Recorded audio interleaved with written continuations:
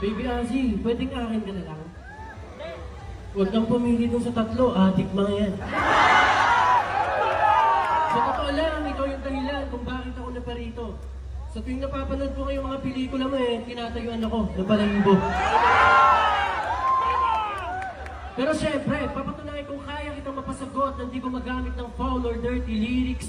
Andy pag humirit, di lang pang one round to no limit. Kaya pasensya po kung yung round ako umabot ng 1 or 30 minutes. Game? Respetuhin lang kita, tanging hawak kamay, yakap akbay, nakaw halik lang sa iyong forehead. Bibilan kita ng LV bag every month, baby loves, legit lahat imported.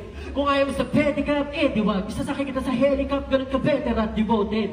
Pero wala pa pala akong savings bank, i-break na lang yung piggy bank ko, pwede bang i-ready ang puso mo kasi andito na yung magiging bago mo na boyfriend. Kaya kahit muling laman na ng pitaka ko, para sa'yo, gagastusin.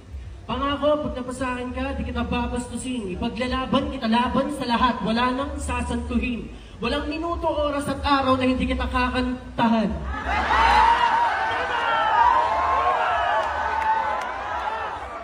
Paano kung yung smile or kilig factor niya nilaro ko hologami?